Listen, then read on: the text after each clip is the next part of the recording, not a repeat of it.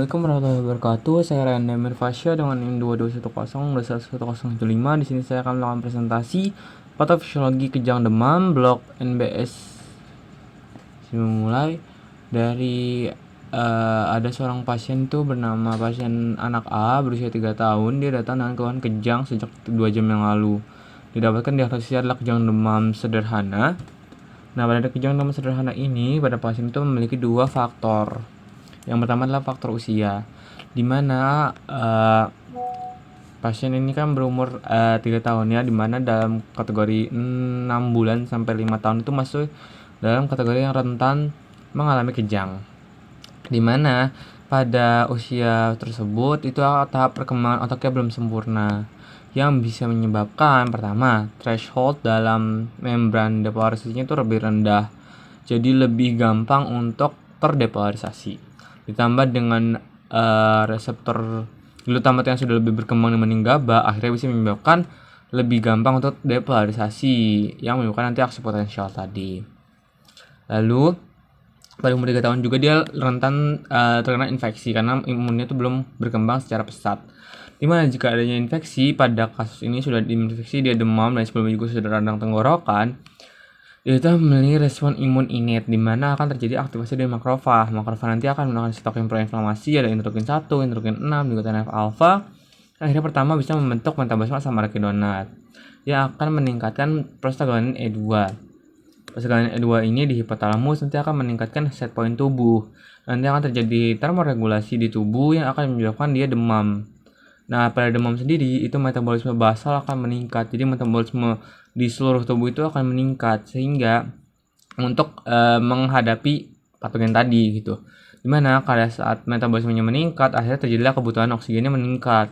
Nah, meningkat yang dia kebutuhannya meningkat dan juga secara cepat itu tidak bisa dipenuhi. Akhirnya terjadilah pembentukan metabolisme anaerob yang tidak membutuhkan oksigen, tetapi ATP yang dikeluarkan itu lebih sedikit, jadi kekurangan ATP. Nah, kekurangan ATP ini akan menyebabkan regulasi dari pompa natrium kaliumnya itu akan semakin menurun, dimana normalnya kan nanti natrium akan dikeluarkan melalui pompa dan juga kalium akan dimasukkan oleh pompa ke dalam sel. Tapi dia membutuhkan ATP. Kalau ATP sedikit, jadi pompanya akan tidak bekerja, akhirnya terjadi banyaknya natrium intrasel yang di dalam intrasel dan juga kalium di ekstrasel. Akhirnya menyebabkan lebih gampang depolarisasi. Nah, lalu karena ini sitokin proinflamasi ini jika sudah terlalu banyak, dia bisa saja masuk ke menembus blood-brain barrier gitu. Dimana kan blood-brain barrier ini sebenarnya ada endothelnya dan juga ada tight junction dan ada pembentukan tight junction oleh astrosit gitu. Nah, dan juga banyak mikroglia yang di antara BBB ini. Karena tadi jika dia bisa menembus, dia akan terjadi aktivasi mikroglia, itu akan meningkatkan sitokin itu berupa interleukin 1B dan juga TNF-alpha. Yang pertama bisa menyebabkan apa? Terjadilah peningkatan glutaminase atau pembentukan di enzim untuk glutamin gitu. Glutamat. Di mana glutaminase ini akan mengubah glutamin menjadi glutamat. Nah, kalau banyak glutaminase, akhirnya terjadi banyak glutamat hingga terjadi eksitatoriknya meningkat karena glutamat merupakan salah satu eksitatorik. Lalu aktivitas ampanya itu akan semakin meningkat oleh TNF-alpha, akhirnya terjadilah influx natrium. Influx natrium ke dalam sel akhirnya terjadi gampang untuk depolarisasi. Lalu akan terjadi aktivasi tyrosine kinase oleh interleukin 1B. Di mana tyrosine kinase ini dia akan meningkatkan reseptor NMDA, aktivasinya akhirnya terjadi lebih banyak NMDA reseptor yang lebih sensitif. Jadi lebih gampang untuk berkaitan dengan glutamat. Tadi glutamat itu sudah banyak, juga sudah lebih sensitif. Akhirnya akan meningkatkan pembukaan dari kalsium. Nah, kalsium ini akan masuk dan akan nanti menyebabkan depolarisasi yang akan terjadi potensial aksi yang menyebabkan pelepasan neurotransmitter. Lalu ditambahnya TNF-alpha ini bisa menurunkan kadar ikatan GABA reseptor. Jadi reseptornya itu tidak aktivitasnya sedikit. Jadi ikatan antara GABA reseptor dan juga GABA-nya akan menurun sehingga hiperpolarisasinya akan semakin susah karena tidak ada yang menginhibit, jadi inhibitoriknya juga menurun. Nah, karena faktor-faktor tadi jadi akan menyebabkan depolarisasi. Depolarisasi ini nanti akan menyebabkan aksi potensial. Aksi potensial berupa apa? Pelepasan neurotransmitter.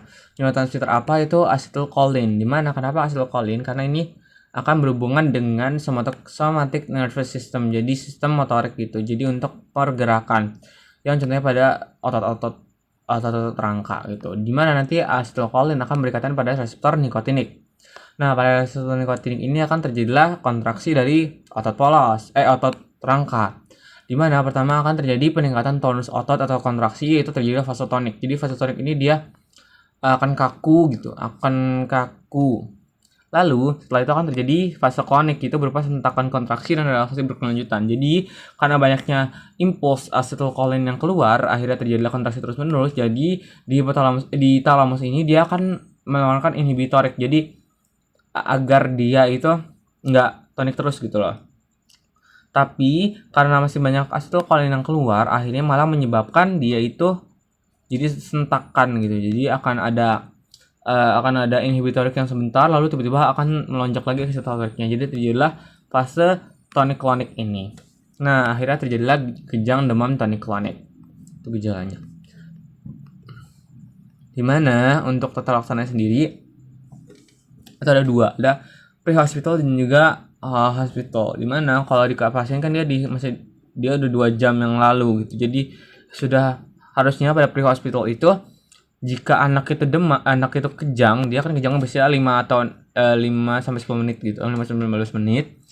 Itu harus diberikan diazepam rektal yang akan nanti menurunkan kejangnya, dimana itu dia untuk meningkatkan GABA gitu, GABA atau inhibitornya. Nah, diazepam oral ini dia itu bisa diberikan 2 kali. Jadi kalau misalnya yang pertama itu masih kejang, 5 menit setelahnya diberikan diazepam rektal lagi. Baru kalau misalnya dia masih kejang, baru bisa ke RS. Jadi kalau bisa langsung ke RS gitu. Nah, lalu kalau misalnya di hospitalnya, dia bisa diberikan diazepam IV, dimana ini 0,3 hingga 0,5 mg per kilogram berat badan. Itu akan menyebabkan dia kejangnya menurun gitu, karena adanya peningkatan dari GABA, kerja dari GABA gitu. Nah, lalu kalau misalnya masih enggak kejangnya masih belum berhenti, dia bisa diberikan phenytoin IV juga. Baru setelah phenytoin IV tidak bisa, itu akan dimasukin ke ICU. Nah, kalau misalnya di pasien ini bisa diberikan nanti diazepam. Jadi edukasinya nanti kalau misalnya dia kejang lagi, harus bawa diazepam rektal gitu untuk memasukkannya gitu. Lalu kan ada demam, jadi diberikan paracetamol 10 hingga 15 mg per kilogram berat badan per kali. Jadi per kali minum gitu. Nah, lalu ada edukasi lagi. Tadi kan edukasinya untuk obat yang tadi, dan juga jika dia kejang jangan panik, dan bisa dilonggarkan lehernya agar tidak terjadi tersedak gitu. Lalu bisa kasih tahu juga, karena ini tuh kejang demam itu biasanya pada umur 6 bulan sampai 5 tahun. Harusnya setelah 5 tahun tuh dia sudah berhenti. Namun kalau dia masih saja kejang, itu bisa jadi menyebabkan epilepsi gitu. Jadi kalau sekarang itu kejang demam masih baik, masih tidak terlalu berbahaya gitu. Jadi prosesnya masih baik. Mungkin segitu saja yang bisa saya sampaikan. Terima kasih.